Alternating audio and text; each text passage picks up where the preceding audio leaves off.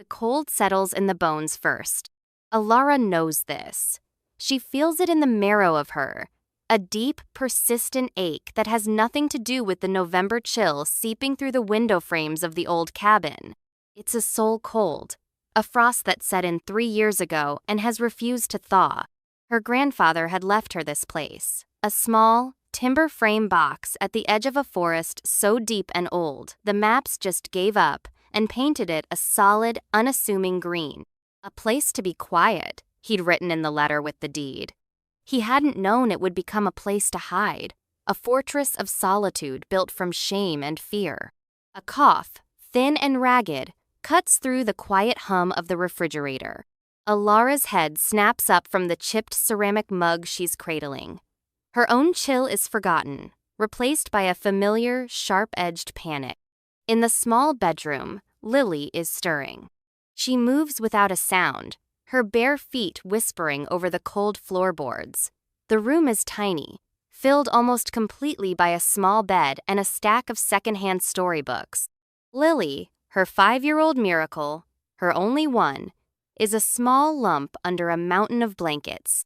Her face, usually so full of sunshine, is pale and slick with sweat in the dim glow of the dinosaur-shaped nightlight. "Mommy?" The voice is a reedy whisper. "I'm here, sweet pea." Alara's hand goes to her daughter's forehead. It's like touching a stove, a damp, frightening heat that seems to radiate from the very center of her small body. The fever is back. Or maybe it never really left, just retreated for a few hours to gather its strength. The doctors in the nearest town, a 40-minute drive away, had been useless. A persistent virus, they'd said, their faces professionally blank. They'd prescribed rest and fluids, their words hollow comfort against the rising tide of Alara's terror. They didn't see the way the fever stole Lily's breath, the way it clung to her like a second skin. They didn't feel the cold dread that was Alara's constant companion. They didn't understand what it meant to have only one.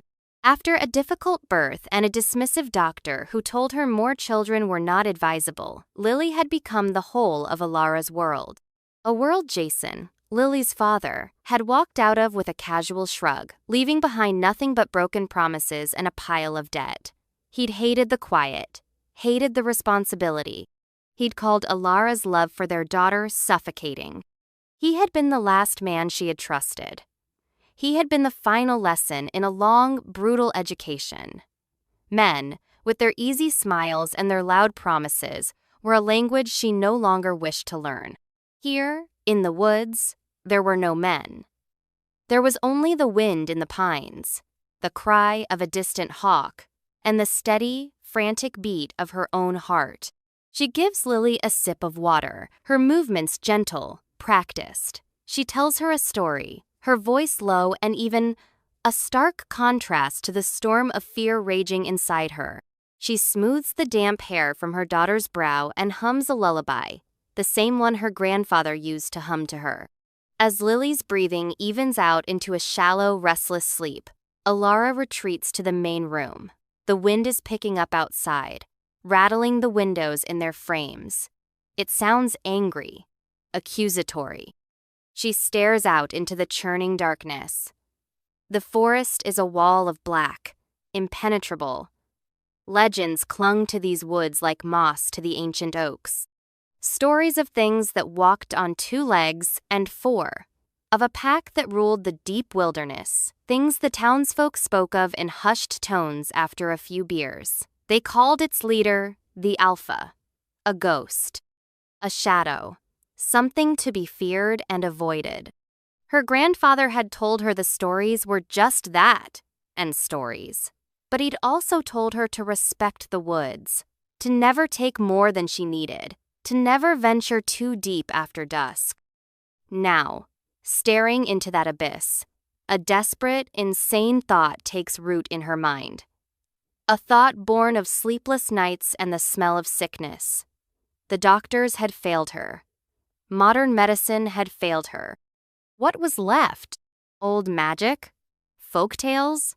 A deal with a ghost? She shakes her head, a harsh, bitter laugh escaping her lips. She is truly losing it. talking to herself, considering bargains with creatures that don't exist. A crash from the porch yanks her from her spiraling thoughts. It's not the sound of a branch. It's heavy, solid, a sound of impact and splintering wood. Alara freezes, her heart leaping into her throat. Her first thought is Jason. Has he found them? Come to harass her? To demand something she doesn't have? Then comes a sound that drives the blood from her face. A low, guttural growl of pure agony. It's an animal sound, but deeper, more resonant than any bear or mountain lion. It vibrates through the floorboards, a bass note of pure suffering, followed by a series of high-pitched, terrified whimpers, like a puppy. Every instinct screams at her. Lock the door. Grab the old shotgun from over the mantel. Hide. Protect Lily. But the whimpering, it slices right through her fear. It sounds so small, so lost. She creeps to the door, her breath held tight in her chest. Her hand trembles as she reaches for the deadbolt. The warnings of the townsfolk, her grandfather's caution, her own hard-won paranoia, it all screams no. But the memory of being left alone, of Jason walking away while she cried, of the doctor's indifferent shrugs, it rises up, a hot, defiant wave. She knows what it is to be in pain and have the world turn its back. She peeks through the small, grimy window pane next to the door, and her breath catches. Sprawled on her porch, half crushing the railing he must have hit, is a wolf. But to call it a wolf is to call a hurricane a light breeze. It is enormous, a creature of myth. Its fur is the color of a starless midnight, matted and dark with rain and something else. Something thicker. Blood. A long, vicious gash runs along its flank, deep and angry. Its breaths are coming in ragged, shuddering gasps. But it's not its own pain that seems to command its attention. Curled protectively against its belly, tucked beneath its massive jaw, is a tiny wolf pup. It's the source of the whimpering, its small body trembling uncontrollably. The great wolf's head is raised, and its eyes find hers through the glass. They are not the flat, wild eyes of an animal. They are a strange, luminous amber, and they are filled with an intelligence that makes her skin crawl. And in their depths, she sees it. Not rage, not aggression. A desperate plea.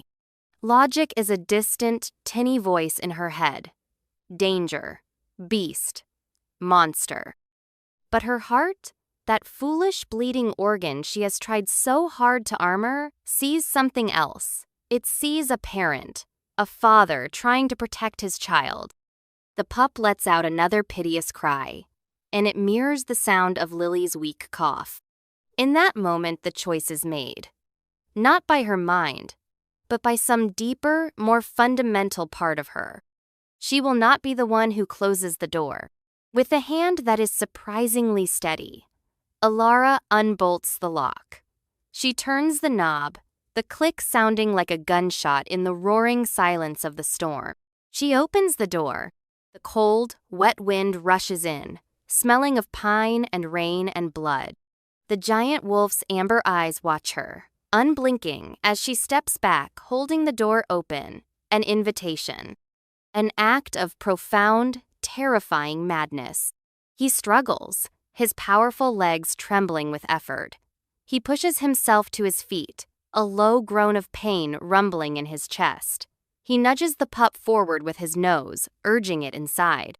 The small creature scrambles past her, a tiny ball of terrified fluff, and immediately hides under the worn armchair in the corner. Then, the great wolf follows.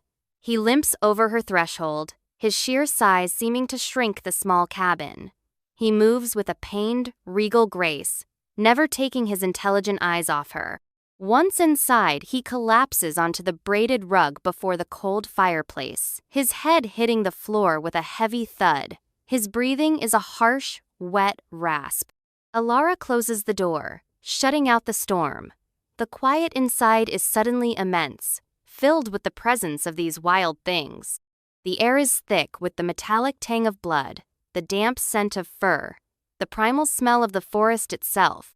She stands there for a long moment, her back pressed against the wood of the door, her mind a blank slate of shock. What have I done? The question hangs in the air, unanswered. The pup whimpers from under the chair. The great wolf on the floor doesn't move, except for the shallow rise and fall of his ribs. The gash on his side is sluggishly weeping blood onto her grandfather's rug. Panic gives way to a strange, almost numb sense of purpose. She has made this insane choice. Now, she has to live with it, or die from it. She moves, her actions automatic. She pulls the first aid kit from the bathroom. It's meager, mostly filled with cartoon bandages and antiseptic wipes for Lily's scraped knees. It feels absurdly inadequate. Okay, she whispers, mostly to herself. Okay. She approaches the wolf. He's so still. Too still. Up close. He's even bigger. A mountain of dark fur and coiled muscle. His head is the size of a small boulder. She can see the silver scars of old battles crisscrossing his muzzle. His eyes crack open, pinning her with that unnerving amber gaze. There's no threat in them, just pain, and exhaustion, and a sliver of something that looks like gratitude. I'm not going to hurt you, she says, her voice trembling slightly. I have to clean this. She gestures to the wound. He seems to understand. With a monumental effort, he rolls slightly onto his other side, giving her better access to the injury. The gash is worse than she thought. It's deep, torn into the muscle. It's not a claw mark. It's too clean for that. It looks like it was made by metal. A trap, maybe, or something worse. Her hands shake as she dabs at the edges, with a cloth soaked in warm water. The wolf flinches, a muscle twitching along his spine, but he makes no sound. He just watches her, his gaze unwavering, intense.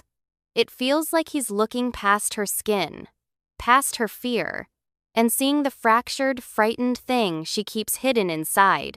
The feeling is so unnerving she has to look away, focusing on her task.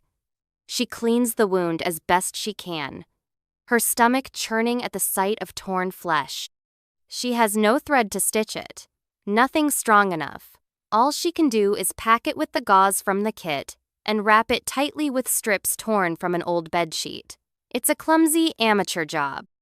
Through it all, he remains impossibly still, accepting her touch. When she's done, she sinks back on her heels, exhausted.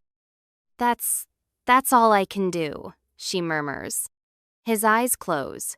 He lets out a long, shuddering sigh, a sound of profound relief. From the bedroom, Lily coughs again, a dry, hacking sound. The great wolf's eyes snap open. His head lifts a fraction of an inch from the floor, his ears swiveling toward the sound. A low, worried rumble starts in his chest. It's not a growl of aggression. It's a sound of concern. It's the most bizarre thing she has ever witnessed. The pup, emboldened by the relative quiet, finally peeks out from under the chair. Its eyes, the same amber as the father's, are wide with fear and curiosity. It looks at her, then at the large wolf on the floor, and lets out a soft whine. Alara's heart aches. She gets a small bowl, fills it with water, and pushes it gently toward the little one. The pup flinches back. Then, driven by thirst, it creeps forward and begins to lap at the water, its tiny pink tongue darting in and out. She has 2 wolves in her living room. One is bleeding on her rug. The other is drinking from one of her soup bowls. Lily is sick in the next room. The storm is howling like a banshee. This is her life now. She pulls a thick blanket from the couch and drapes it over the injured wolf. His fur is cold and damp. He stirs at her touch, but doesn't pull away. Instead, he seems to lean into the warmth, a barely perceptible movement. "You need to rest," she finds herself saying, as if he were a person, as if he could understand. But the strangest thing is, she feels like he does. The days that follow fall into a surreal rhythm, a fragile truce between the wild and the domestic, played out within the four walls of her tiny cabin. Alara moves in a haze of exhaustion. Her life becomes a cycle of caring. She tends to Lily, coaxing broth and water past her pale lips, her heart twisting with every feverish whimper. She reads her stories until her own voice is raw, a desperate attempt to anchor her daughter to the world of the living. Then, she tends to the wolves. She names them in her head because calling them the big one and the little one feels inadequate. The great wolf is Kale. It sounds strong, ancient, like the stones in the Forest Creek bed. The pup is Kaelin, small and brave. Kale's recovery is unnatural. The wound that should have festered, should have killed a creature his size, begins to heal at an astonishing rate. Each morning when she changes the clumsy bandages, the flesh beneath is cleaner, pinker. The deep gash is closing, knitting itself together with a speed that defies all logic. He spends most of his time lying by the hearth, a silent, watchful mountain of black fur. His amber eyes follow her everywhere. They watch her as she cooks, as she cleans, as she stares out the window with worry-etched lines around her eyes. It's not a predatory gaze. It's observant, knowing. It makes her feel seen in a way that is both terrifying and deeply comforting. She starts talking to him. At first, it's just practical things. "I have to go check on my daughter." Or, "I'm changing your dressing now." But the silence of the cabin, broken only by Lily's coughs and Kaelin's soft yips, presses in on her. The loneliness she has carried for 3 years becomes a tangible weight, and Kale is such a good listener. One night, sitting on the floor beside him while Lily finally sleeps, she finds herself whispering into the darkness. Her father, Jason, he said I loved her too much, she says, the words tasting like ash in her mouth. He said I was smothering her. But how can you love someone too much, especially when they're all you have? Hale's ear twitches. He shifts his great head and rests it on his paws, his gaze soft in the firelight. He didn't want to be a father. Not really. He wanted the idea of it, the happy family picture. He didn't want the fevers, the sleepless nights, the bills. She traces a pattern on the wooden floor with her finger. When it got hard, he left, just walked away, told me I was better off alone, that I was too much. A low rumble vibrates from Kale's chest. It's a soothing sound, a note of deep sympathy that resonates in her own weary bone. She reaches out, her hand hesitating for a moment before she lays it on his broad head, her fingers sinking into the thick, coarse fur between his ears. He doesn't flinch. He doesn't move at all. He just closes his eyes and leans into her touch, a silent acceptance of the comfort she is offering, and in return, he offers his silent, solid presence. It's the first time she has touched a male being in 3 years without recoiling. The first time she has felt a flicker of safety in the presence of one. It's absurd. He's a wolf, a wild animal, and yet, Kaelan, meanwhile, becomes a shadow to Lily. On the rare occasions Lily is strong enough to get out of bed, the small pup is there, a furry, warm presence at her side. He never jumps or nips. He seems to understand her fragility. He'll nudge a soft toy toward her with his nose, or simply lay his head on her lap as she sits listlessly in the armchair. One afternoon, Alara watches from the kitchen doorway, her heart caught in her throat. Lily, looking so small and frail, is holding a picture book. Kaelan is sitting before her, his head cocked as if he's listening intently. And the brave knight, he fought the dragon, Lily whispers, her voice barely audible. She coughs. a harsh, racking sound that shakes her whole frame. Kalen whines, a soft, anxious sound. He licks her hand gently, his small body vibrating with what looks exactly like concern. Lily manages a weak smile, the first real smile Alara has seen in weeks. It's okay, Kalen. He wins. A tear escapes Alara's eye and traces a cold path down her cheek. She is living in a fairy tale, a strange, dark, beautiful fairy tale, where wolves are gentle and her daughter has a furry guardian angel. But outside the cabin walls, the real world and Lily's illness still loom. The fever is relentless. It ebbs and flows, each time seeming to steal a little more of her daughter's light. Alara's hope is fraying, thread by thread. One morning, it's worse than ever. Lily is barely responsive, her skin burning hot, her breathing terrifyingly shallow. Alara is frantic, pacing the small room like a caged animal. The 40-minute drive to the useless doctor's feels like an eternity she doesn't have. She sinks to the floor in the main room, her head in her hands, a dry, choked sob tearing from her throat. I don't know what to do, she gasps to the empty room. I'm going to lose her. I can't lose her. A wet nose nudges her hand. She looks up into Kale's amber eyes. He is standing over her, no longer limping. He looks fully healed, his powerful form radiating a quiet strength. He whines softly, the sound full of a pain that mirrors her own. He nudges her again, more insistently this time, toward the door. Then he looks pointedly at the mantelpiece, where a small woven basket she uses for kindling sits. What? She asks, confused. What is it? He nudges her toward the door again, then gives a short, soft bark. It's the first time she's heard him make a sound other than a growl or a whine. It's an urgent, commanding sound. He wants her to go outside with the basket. It's insane. Lily is fading, and the wolf wants to go for a walk. But the look in his eyes, it's not random. It's deliberate. It's intelligent. It's a look that says, "Trust me."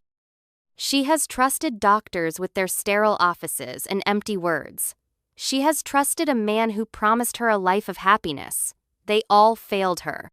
She looks at this creature who appeared in a storm, who has listened to her secrets, who has shown her nothing but a strange, quiet gentleness. What does she have to lose?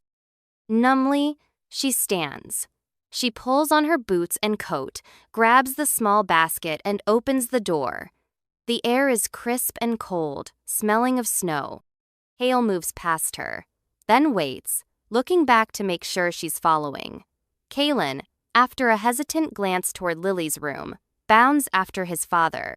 Alara hesitates for only a second, then follows them into the deep, silent woods. She is putting her faith and her daughter's life in the paws of a wolf. The forest floor is a soft carpet of fallen pine needles, muffling their steps. Kale leads her with purpose, moving through the ancient trees as if they are an extension of his own being. He doesn't lead her deep, but rather along the edge of a frozen creek bed, his head low to the ground, sniffing. Alara follows, her mind a numb buzz of fear and a tiny flickering ember of hope. Every rustle of leaves, every snap of a twig, makes her think of Lily, alone in the cabin. But a strange sense of calm emanates from Kale, a silent reassurance that keeps her moving forward.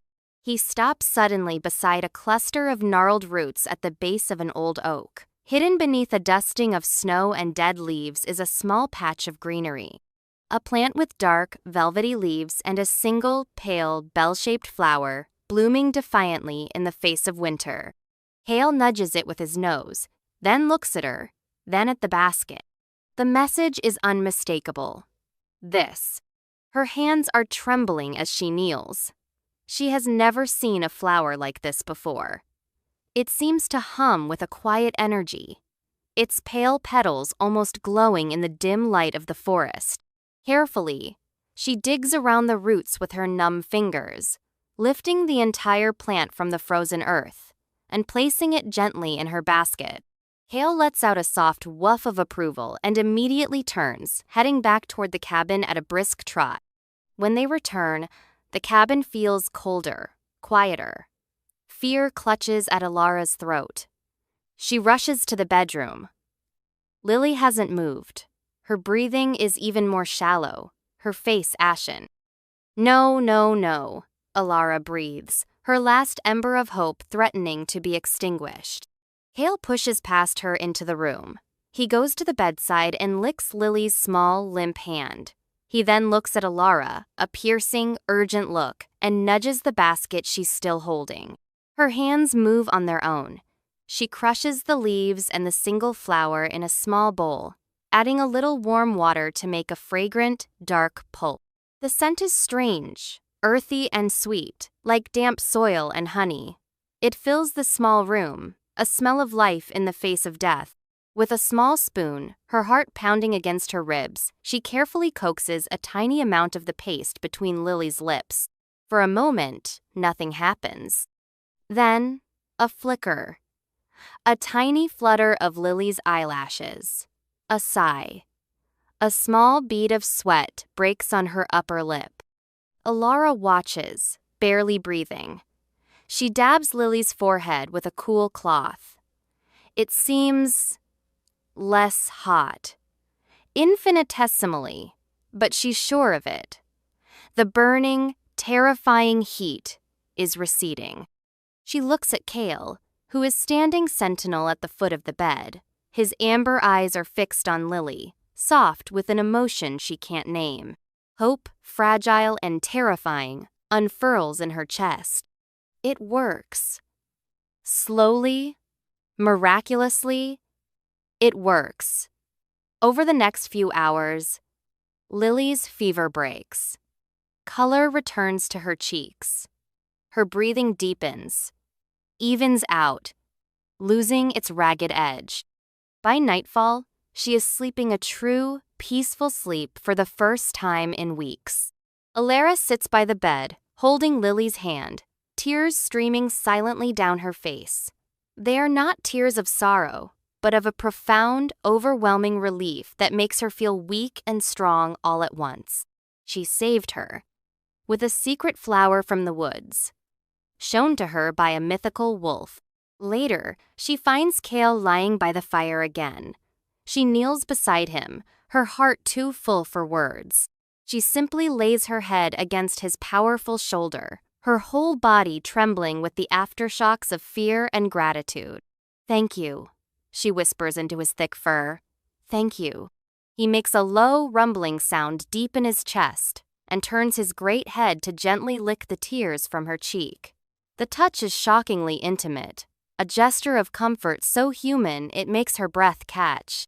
In that moment, kneeling on the floor of her cabin, her daughter safe in the next room, with a giant wolf's head resting against hers, Alara feels a sense of peace she hasn't known in years.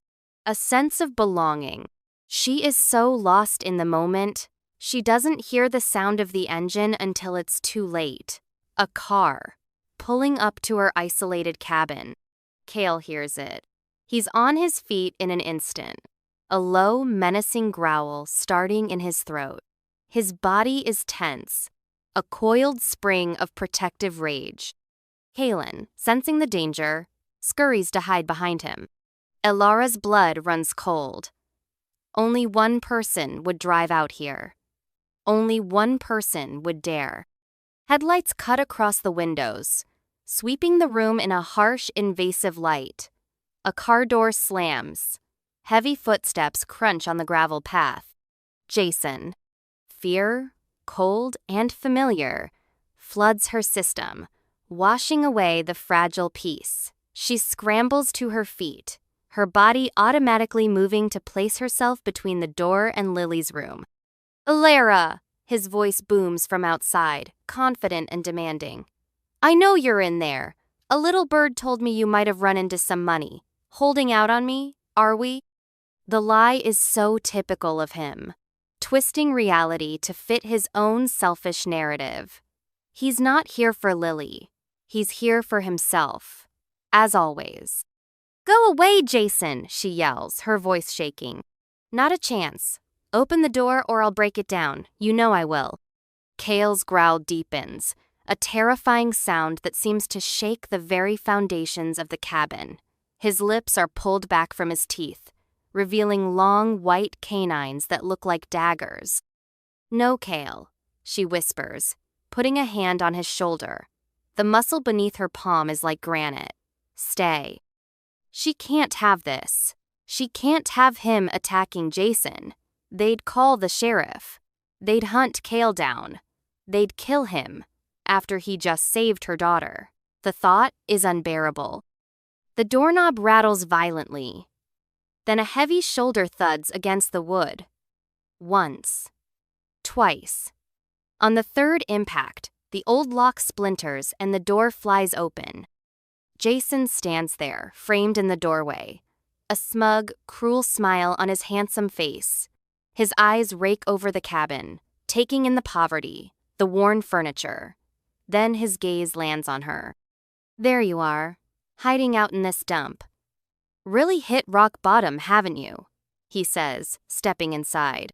And then he sees Cale. His smile vanishes. His face goes slack with shock, then pales with fear. He stumbles back a step, his eyes wide. "What? What the hell is that?" he stammers. "Get out, Jason," Alara says, her voice low and steady with a fury she didn't know she possessed. "Is that a wolf? Are you insane? You have that? That thing in here with our daughter?" He finds his footing in indignation, his fear momentarily replaced by his usual brand of self-righteous anger. He takes a step toward her, his hand reaching out to grab her arm. "We're leaving, you and Lily. I'm not leaving her here with a goddamn monster." It happens faster than she can process. One moment, Jason is reaching for her.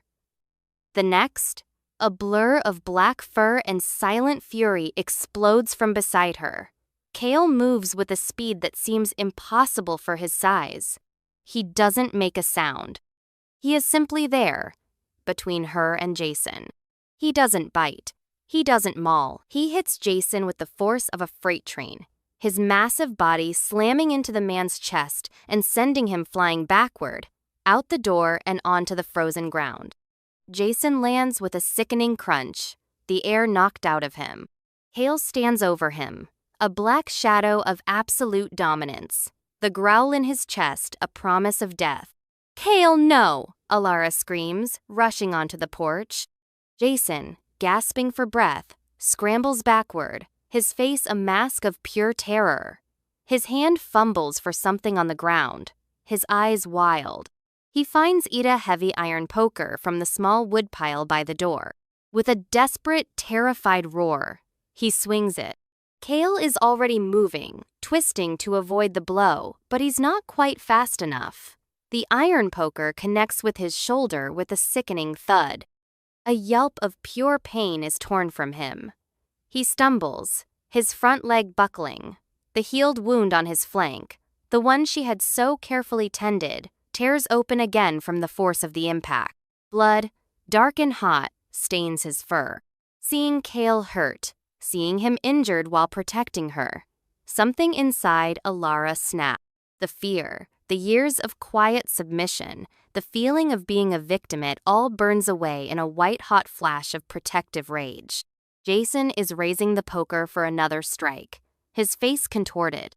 Alara doesn't think. She acts. She throws herself in front of the injured wolf, spreading her arms wide, shielding his body with her own. "Get away from him!" she shrieks, her voice a raw, primal sound she doesn't recognize as her own.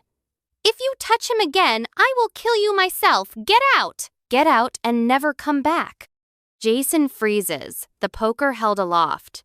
He stares at her, at this wild, fierce woman standing between him and the monster.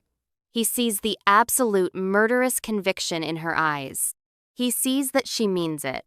He looks from her to the massive, bleeding wolf crouched behind her, a low growl of agony and rage rumbling from its chest. He looks at the darkness of the forest surrounding them. His bravado crumbles, replaced by stark animal fear. He drops the poker with a clatter. He scrambles to his feet, stumbles to his car, and tears away down the dirt track, his tires spitting gravel. And then he is gone. Silence descends, broken only by the whistling wind and Kale's pained, ragged breathing. Alara's legs give out. She sinks to her knees on the cold porch, her body trembling violently. She turns to Kale. He's struggling to stay upright, blood pooling on the wooden planks beneath him. His amber eyes are glazed with pain, but they are fixed on her. This is her fault. She let him in. She let this happen. "I'm so sorry," she sobs, crawling toward him, her hands hovering over his new wound, unsure of what to do. "I'm so sorry." He lets out a low moan and sways, his strength finally failing him. He begins to collapse. She lunges forward, wrapping her arms around his massive neck, trying to hold him up, trying to absorb his weight, to stop his fall. And then the world turns inside out. The body she is holding begins to shift, to change. The coarse fur beneath her hands softens, becomes smooth skin. The massive, wolfish form contracts, bones popping and realigning with a series of sickening cracks. The heavy head resting on her shoulder elongates, the muzzle receding, the ears shrinking. She is no longer holding a wolf. She is holding a man. He collapses fully, pulling her down with him. He is naked, his body slick with sweat and blood. He is sprawled half in her lap, his head lolling against her chest. His skin is pale beneath a latticework of old silver scars. The new, bleeding wound from the poker is a brutal gash across a powerfully muscled shoulder. Alara can only stare, her mind utterly broken. He is beautiful. Fiercely, ruggedly beautiful. Like the forest itself. His hair is as black as his fur had been, long and tangled. His face, even slack with pain, is all sharp angles and uncompromising strength. He groans, his eyelids fluttering open, and she finds herself staring down into the same amber eyes, intelligent, pained, and achingly familiar. His lips, surprisingly soft, part. He says her name. Not in a bark or a whine, but in a low, rough voice that vibrates right through her. Alara. The world tilts on its axis and goes black. She comes to with the smell of wood smoke and something earthy, like the plant he'd shown her. She's not on the porch. She's on her own bed. The cabin is quiet. Too quiet. Lily. She sits up with a gasp. The room is warm. A fire is crackling in the hearth in the main room. A thick blanket is tucked around her. And sitting in the armchair, watching her, is the man. He's wearing a pair of her grandfather's old work pants, which are ridiculously short on him, and one of her grandfather's flannel shirts, stretched taut across his broad chest and shoulders. His injured shoulder is crudely but effectively bandaged. His black hair is damp, as if he's washed the blood from it. He looks like a wild king forced into a peasant's clothes. At his feet, curled into a tight ball, is the pup, Kaylin, sleeping soundly. Her mind struggles to connect the dots, the wolf, the man, the same amber eyes. It's impossible. It's madness. "Lily," she whispers, her voice hoarse. "She is safe," the man says. His voice is a low baritone, a deep rumble that seems more suited to the forest than her small cabin. She is sleeping. The fever is gone. Alara swings her legs out of bed, her head spinning. She has to see for herself. She stumbles into Lily's room. Her daughter is sleeping peacefully, her cheek rosy, her breathing deep and even. She lays a hand on Lily's forehead. It's cool. Perfectly. Wonderfully cool. Relief makes her knees weak. She leans against the doorframe, her gaze returning to the stranger in her armchair. What are you?" she asks, the question sounding small and inadequate. He watches her for a long moment, his amber eyes filled with a weary sadness. "My name is Kale," he says, as if that explains everything. "The wolf?" "Yes." She shakes her head, trying to clear it. And Kalen? My son. A shifter. A werewolf. The stories were real. The alpha of the woods, bleeding out on her rug. She'd been harboring a myth, a monster, and his child. But he didn't feel like a monster. He felt familiar. You saved her, she says, her voice thick with emotion. The flower, you knew it would save her. It is an old knowledge of my people, he says, his gaze dropping to his hands. A gift from the forest, for a fever that steals the breath of the young. Why? She asks, the question she's been afraid to voice. Why me? Why did you come here? He looks up, and the pain in his eyes is so profound it takes her breath away. We were hunted. That wound, it was from a hunter's trap, silver-laced. It poisons us. I could not heal. Kalen was growing weak. I was desperate. He pauses, his jaw tight. I did not choose this house. I was trying to get back to my territory, to my pack. I collapsed. Where I fell, it happened to be here, at your door. Fate. A cruel, or perhaps kind, twist of it. And when you saw me, she presses. A muscle feathers in his jaw. He looks away, toward the fire. I should have left. The moment I could walk, I should have taken my son and gone. It is our law not to involve humans. They are dangerous. The word is laced with the bitterness of experience. But you stayed, she says softly. Yes. The word is a confession. You protected me from Jason. He would have harmed you. His voice is flat. A statement of simple, indisputable fact. His eyes return to hers, and they are blazing with a fierce, possessive light. I would not allow it. The intensity of his gaze makes the air hum. A strange pull, a current of energy she has felt since he arrived, intensifies, becoming an almost tangible thing between them. It's the feeling she'd mistaken for fear, for awe. It's something else entirely. There is something you are not telling me, she says, her intuition screaming at her. Kale stands, his large frame filling the room. He looks trapped, cornered. He runs a hand through his damp hair, a gesture of profound frustration. You should not have done that, he says, his voice rough with an emotion she can't decipher. Out there, you should not have shielded me. He was going to kill you. You are human, fragile. He could have hurt you, killed you. For me, the last two words are filled with self-loathing. You don't understand what you've done. Then make me understand, she says, her voice rising. She is tired of being afraid, of being in the dark. He takes a step toward her, then stops, as if held back by an invisible chain. There are bonds older than words, Alara. Bonds of fate. When one of my kind finds their mate. It is an unbreakable connection. A pull of the soul. It is for life. Her heart stops, mate. The word hangs in the air between them, shimmering with impossible meaning. I felt it the moment I saw you through the window, he continues, his voice dropping to a pained whisper. A scent like home, a light in the dark. It's why I stayed. It was a torment. To be so close, to see you, to hear your voice, and to be trapped in that form, unable to speak, unable to tell you. It all clicks into place. The way he watched her.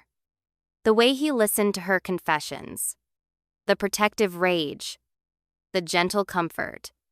The pull. It wasn't just a wolf's intelligence. It was him. Listening. Waiting. You are my... She can't even say the word. Yes, he breathes. And you are mine. The revelation is a detonation in the quiet cabin. It rewrites the past few weeks, colors every interaction with a new, terrifying, and exhilarating light. But your act on the porch, he closes his eyes, his face tight with pain. A mate's selfless sacrifice, shielding the other from death. It is the final seal on the bond. It makes it absolute. permanent. It ties your life force to mine. It's why I was able to force the change despite the silver poison in my veins. Your strength. It gave me strength. He opens his eyes and they are filled with a desperate apology. I have bound you to me, to this life, to a monster. I never wanted this for you.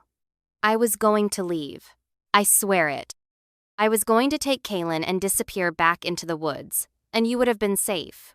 You would have remembered a strange wolf who helped your daughter, and nothing more. He tries to push her away with his words, to erect a wall of guilt and fear between them. He calls himself a monster, tries to make her afraid of what he is, of what he's done. But she's not afraid. All her life, she's been told she's too much, too emotional, too soft. Jason had used her compassion against her. Society had dismissed her.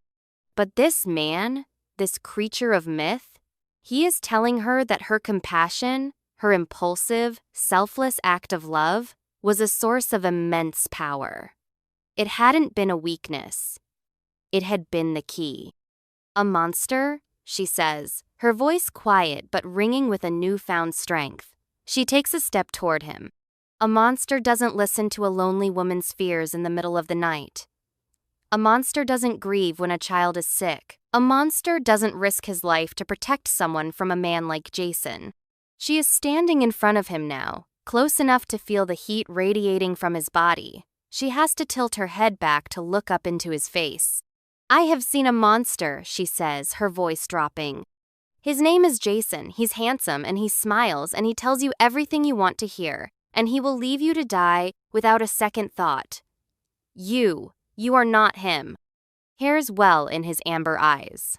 A single perfect tear escapes and traces a path down his rugged cheek. Alara, he whispers, his voice breaking on her name. Lily chooses that moment to stir. A small, sleepy sound from the bedroom. Mommy? They both turn toward the sound. Lily appears in the doorway, rubbing her eyes, her hair a wild tangle. She is no longer pale and frail, but flushed with healthy sleep. She looks at her mother. Then her eyes fall on the huge, strange man standing by the fire. Alara tenses, expecting fear, but Lily just blinks. She looks at Kael, her head tilted. Then she looks down at the sleeping pup at his feet. A slow smile spreads across her face. She walks right up to Kael. She doesn't reach for her mother. She reaches out a small hand and pats his leg, right next to where Kaylin is sleeping. Big doggy, she says, her voice full of sleepy affection. Then she yawns, leans her head against his leg, and closes her eyes. The sight breaks him. A choked sob escapes Kael's throat. He sinks to his knees, his movements careful so as not to disturb the small girl leaning against him. He looks at Alara, his face a ruin of anguish and awe, and a love so profound it radiates from him like heat. I don't deserve this, he whispers. I don't deserve either of you. Maybe you don't, Alara says softly, kneeling in front of him, so their faces are level. And maybe I don't deserve a man who can turn into a wolf and find magic flowers in the dead of winter. She reaches out, her hand trembling, and gently wipes the tear from his cheek with her thumb. His skin is warm, rough, real. Maybe we don't get what we deserve. Maybe, if we're lucky, we just get what we need. He searches her eyes, looking for any hint of doubt, of fear. He finds none. Only a reflection of his own impossible hope. I have wanted, he starts, his voice thick, from the first moment, to touch you, to hold you. What's stopping you? She whispers. His gaze drops to her lips. Slowly, hesitantly, as if he expects her to bolt, he leans in. His hand comes up to cup her face, his thumb stroking her jawline. His touch is reverent, tentative. He is giving her every chance to pull away. She doesn't. She leans into his touch, closing the last inch between them. His lips meet hers.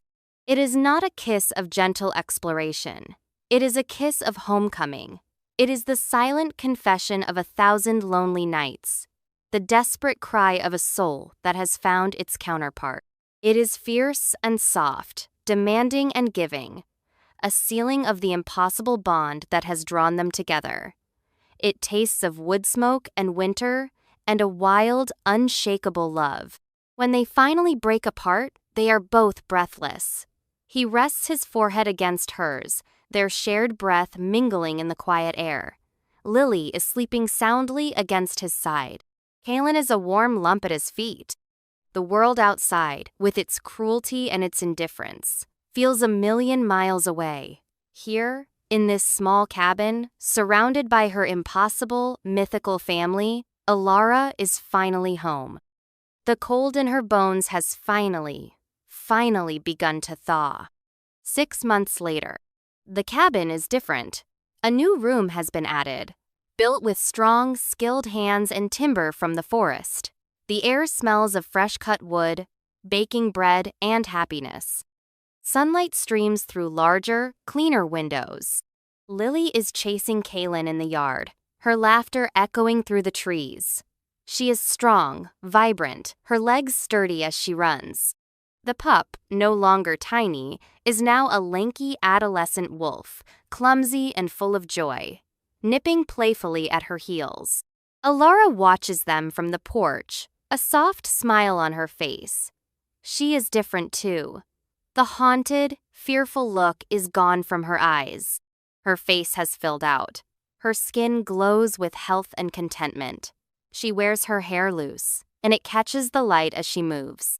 Hale comes up behind her, wrapping his arms around her waist, pulling her back against his solid chest. He rests his chin on her shoulder, his own eyes on their children. He is dressed in simple jeans and a t-shirt, but he moves with the same regal grace, the same quiet power. He is the alpha, the leader of the pack that lives in the deep woods, but here he is just her mate, her husband, in all but name.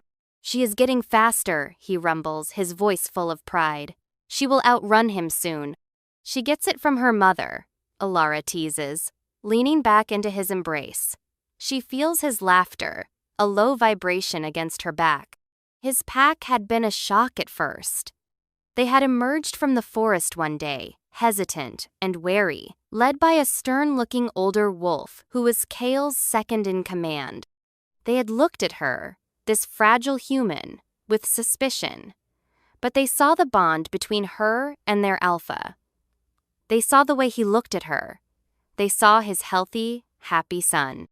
And they saw Lily, the human child he had saved, who played with their alpha's air without an ounce of fear. They had accepted her. They called her their Luna. It was a title that still felt strange on her tongue. But the feeling behind Edolf belonging, a family, was the most natural thing in the world. A car pulls into the long drive, and Alara feels Kyle tense behind her. It's a rare occurrence, a visitor from the world beyond their woods. It's the old mailman, dropping off a package. He gives a friendly wave, his eyes widening for just a second as he takes in the sight of KL standing so close to her, so possessively. He doesn't see the pack that is watching, unseen, from the tree line. As the mail truck rattles away, another car appears at the far end of the road, a sleek, expensive car she recognizes with a jolt. Jason. Hale's arms tighten around her, a low growl starting in his chest. "It's all right," she says, placing her hand over his. "Let him look." Jason doesn't get out of the car. He just stops 100 yards away and stares. He sees the improved cabin. He sees Lily, bright and healthy, laughing as she plays with a young wolf. He sees her, Alara, standing not in fear, but wrapped in the arms of a powerful, confident man who looks at her like she is the center of his universe. He sees everything he threw away, everything he belittled and abandoned. He sees her happiness, a fortress he can never breach. For a long moment, he just sits there, a ghost from a past life. Then, with a squeal of tires on the dirt road, he reverses and speeds away, disappearing in a cloud of dust. He doesn't look back. Alara lets out a breath she didn't realize she was holding. It's not a breath of fear, but of finality. That chapter is closed forever. Kale turns her in his arms, his amber eyes searching hers. Are you all right? I'm perfect, she says, and she means it. She reaches up and traces the silver scar that runs along his jaw, a remnant of a life before her. I was so scared for so long. I thought being soft, being compassionate, I thought it was a flaw, a weakness that let people like him hurt me. She looks past him, to the deep, ancient forest that is her home, to the daughter who is her heart, to the man who is her soul. I was wrong, she whispers, a look of profound wonder on her face. It wasn't a weakness. It was a homing beacon,